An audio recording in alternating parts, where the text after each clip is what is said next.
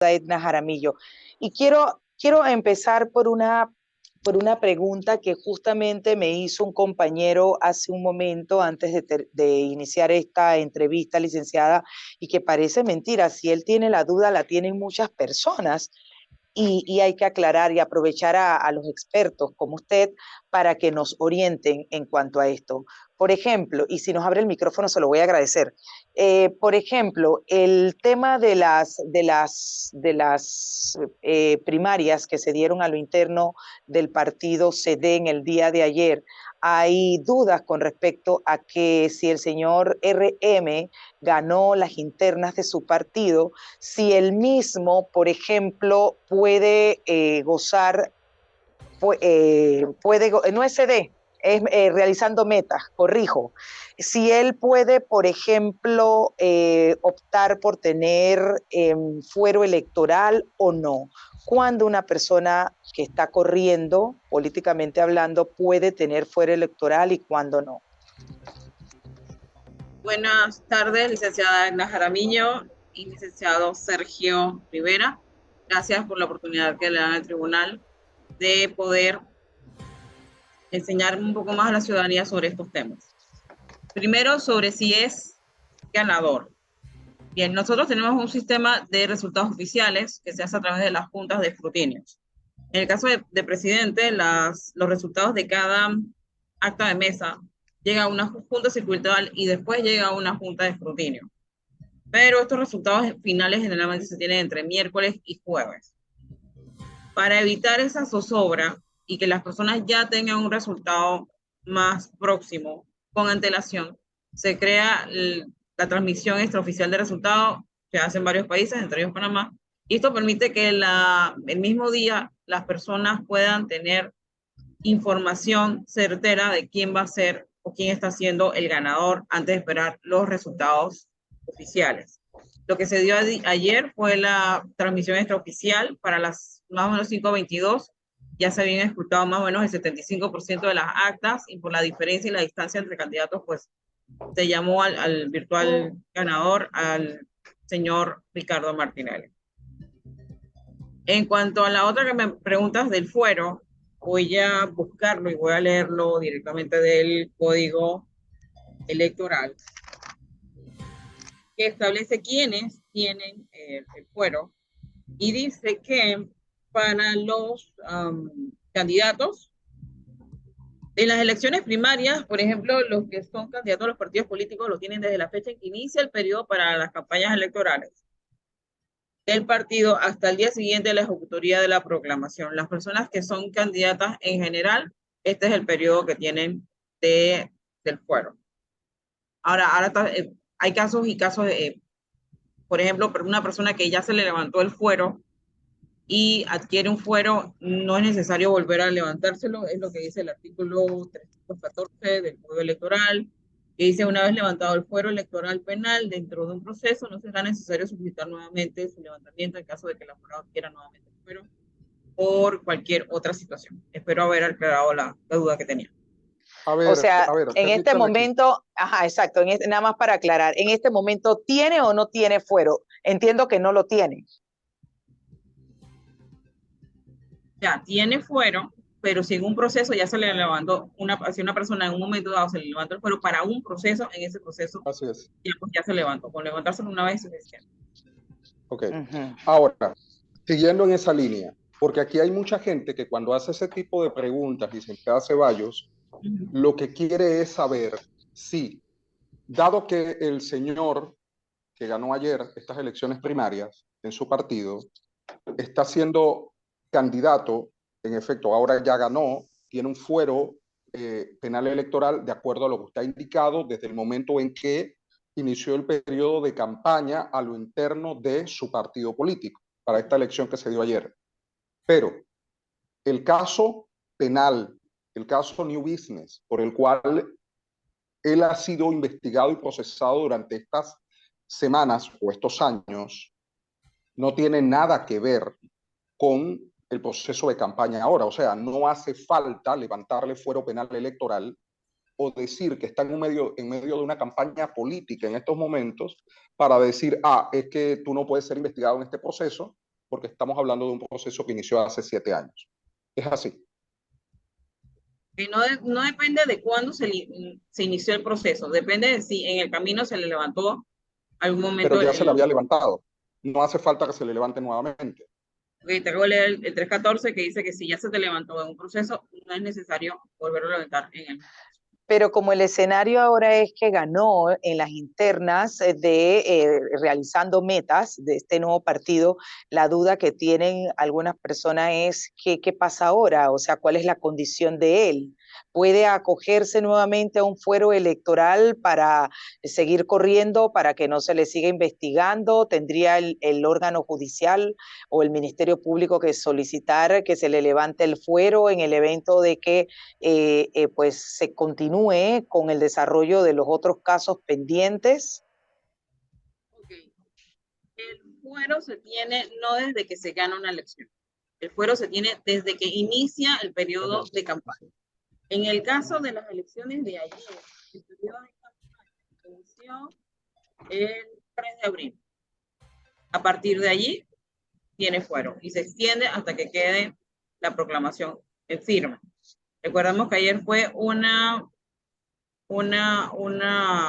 los resultados extraoficiales.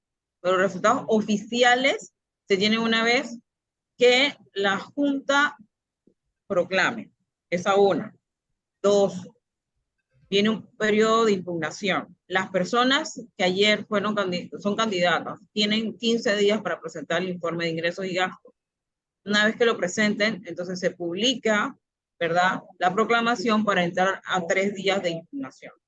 Y si hay impugnación o no hay impugnación, pues si hay impugnación, obviamente se extiende más a que quede en firme esa candidatura. Y por tanto también se extiende más el periodo. Ok. Bien. Bien.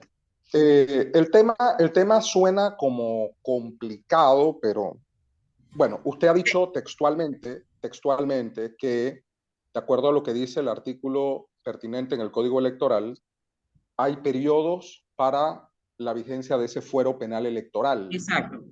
Y si ya se levantó una vez, no hace falta volver a levantarlo.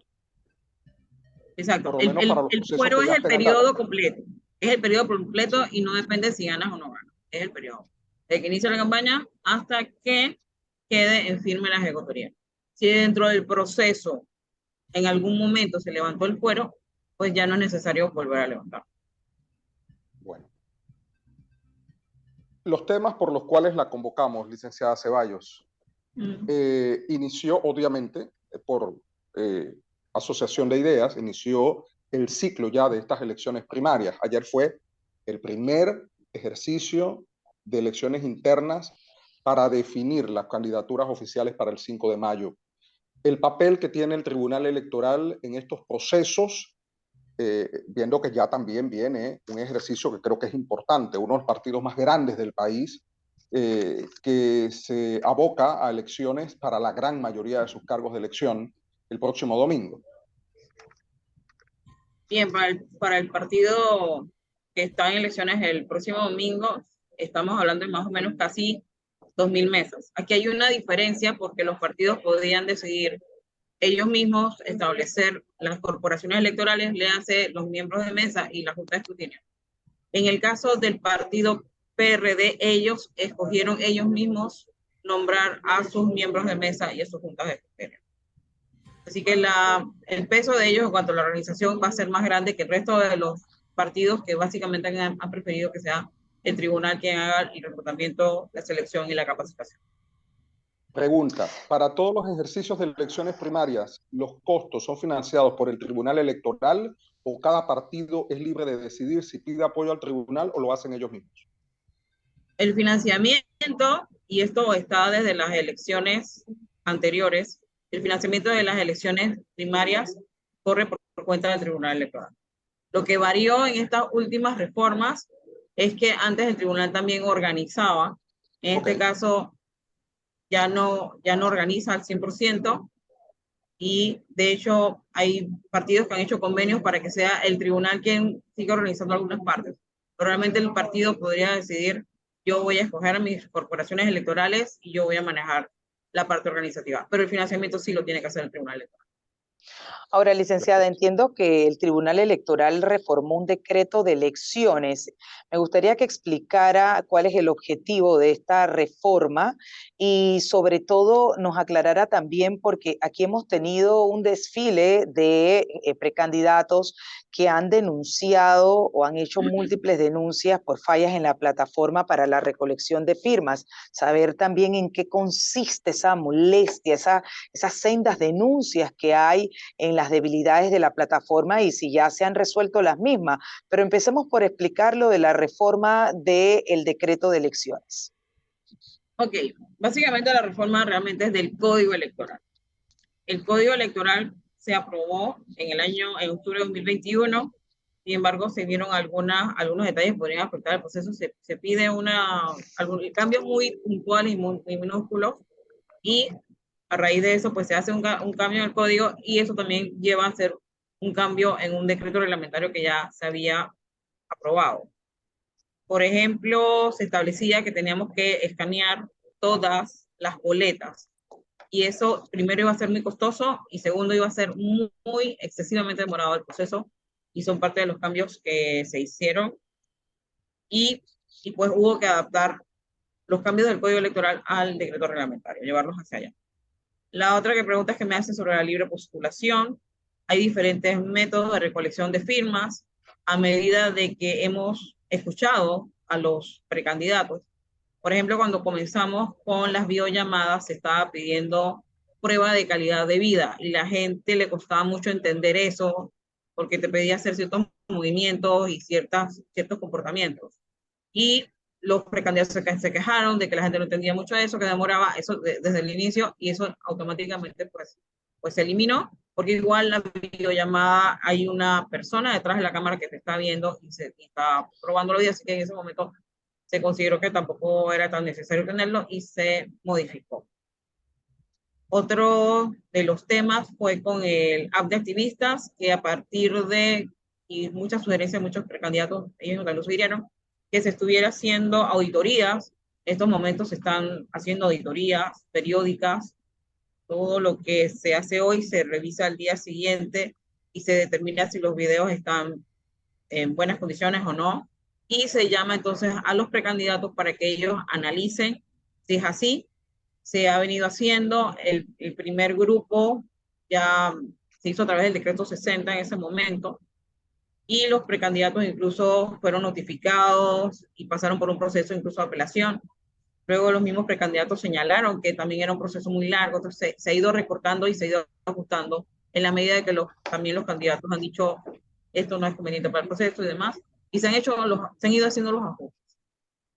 Se han hecho algunas denuncias sobre ese tema también, como lo mencionaba mi compañera, licenciada Ceballos, con respecto al tema de la fe de vida. En su momento hubo un grupo de precandidatos a diputados, creo, y otros cargos de elección, que denunciaban que al hacer un ejercicio práctico, no, el sistema o la plataforma no notaba la diferencia entre la captura de una foto de un padrón, de un carnet, etcétera, y la cara de la persona en vivo. Eso al final se pudo corregir. En el momento que hicieron esa denuncia, se habló con el personal de tecnología, se hicieron las pruebas. El licenciado Osma en ese momento también hizo pruebas delante de los medios de comunicación con las personas de tecnología. Hicieron las pruebas al respecto. Ok. ¿Y cuáles fueron las conclusiones? Ok, se hicieron varias pruebas. El problema que sí se detectó en ese momento era que a veces al momento de filmar a la persona, hay activistas que descubrieron que si tapaban la cámara, el sistema continuó. Entonces ahí eso se hizo el ajuste, que fue por un tiempo que estuvimos también fuera del espacio. Se hizo el ajuste para que eso no ocurriera, de tal manera que la gente absolutamente no tapara la cámara para entonces el sistema siguiera, porque el sistema debió detener en ese momento el proceso. Y esa corrección se hizo.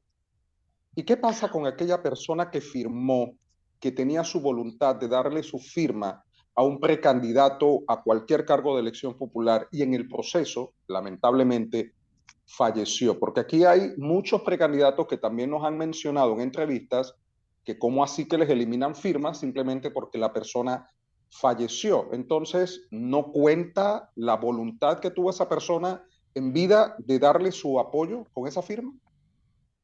En ese sentido, nosotros nos toca cumplir lo que estaba en el decreto, y el decreto señala que se hacen rebajas por razón de defunción. Entonces nos toca cumplir lo que dicen los decretos, los reglamentos, y se aplica para todo. Ahora, ¿cuál es el Que es nivel? permitido eso. Sí, Disculpe, licenciada, no entendí la... entonces, es permitido entonces, de acuerdo a la norma, eliminar firmas de una persona simplemente porque falleció después de expresar su voluntad a través de esta rúbrica. Sí, es lo que establece la norma. Es lo que establece la norma. Es similar Ahora, al el padrón electoral preliminar. Hay una persona, está el padrón electoral, preliminar, queda difunto, pues igualmente se resta al momento del padrón electoral final antes de las votaciones. Exactamente igual. ¿qué tan confiable resulta la plataforma esta? Porque con todas esas denuncias e inconsistencias con las que se han encontrado, sobre todo los precandidatos de libre postulación, licenciada Ceballos, es importante saber el nivel de confiabilidad que tiene la plataforma y también el nivel de transparencia. Incluso se está denunciando favoritismo por parte del Tribunal Electoral hacia ciertos candidatos. ¿Qué tan cierto es esto? ¿Qué tan falso es? Y reitero, la confiabilidad en esa plataforma y las correcciones que se han hecho al momento de hoy para que sea lo más confiable posible y evitar esos errores o esas duplicidades de nombre y de personas o de firmas, porque incluso también hemos escuchado de personas que le han eliminado una cantidad de firmas y no se explican por qué. De personas que, por ejemplo, están vivas hoy y se murieron mañana, pero que en vida dio su firma. ¿Por qué se les debe eliminar?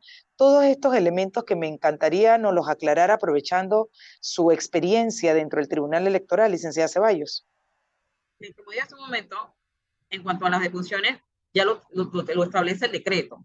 Y es similar, si una persona está en el padrón electoral preliminar, estando viva, y después cuando llega al padrón electoral final, pues ya falleció, pues igualmente se elimina de la lista de votantes. Y la regla se aplica igual para todos. En cuanto a la transparencia, se han venido auditando estos videos. Estos videos, las personas, cuando apoyan su firma con un video, automáticamente se suben al sistema.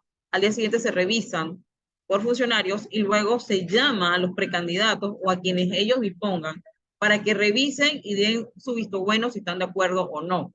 Obviamente esto pasa, especialmente las primeras, pasaron por un proceso de que ellos apelaron y demás, y obviamente el resultado de esa apelación, después de que ellos revisaron el video, de que se hiciera una resolución, que ellos la apelaran y pasara todo un proceso, pues entonces ya finalmente consigo realmente este video no es válido, entonces se anularon. Pero ellos mismos, cada precandidato ha sido parte de esos procesos y de esas revisiones. Y en cuanto a las prohibiciones de los candidatos de libre postulación, ¿qué se les está prohibido o qué se les está permitido hacer? Bien, hasta antes del 1 de junio ellos no podían pagar por propaganda. Sin embargo, a partir del 1 de junio y hasta el 30 de julio, ellos pueden pagar por propaganda. Esto debido a un fallo de la Corte en las elecciones pasadas, que establecía que no se le daban las mismas condiciones, así que a diferencia de elecciones anteriores, ellos van a tener 60 días de campaña. Y también se les ha ido dando cada vez más oportunidades. Por ejemplo, estos candidatos que estén en firme van a tener acceso a descuentos en electricidad y en llamadas telefónicas una vez que estén en firmes. Y también aquellos que ya queden en firmes, en enero del próximo año se les va a también estar dando un monto directo para el financiamiento de sus campañas.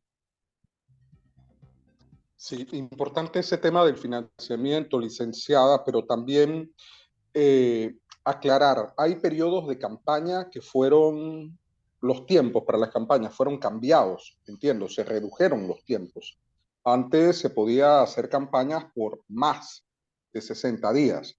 ahora los candidatos tienen este tiempo ya fijado de acuerdo a la norma electoral para hacer su proselitismo previo a sus elecciones, ya sean internas o las generales.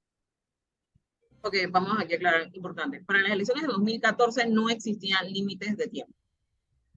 Sin embargo, los organismos electorales, y Panamá no fue el primero, fueron limitando tanto en topes de gastos como en topes de tiempo el tema de las propagandas o el periodo permitido de propaganda. En las elecciones del 2019, que se empieza con esto, había 45 días para hacer propaganda en periodo de primarias.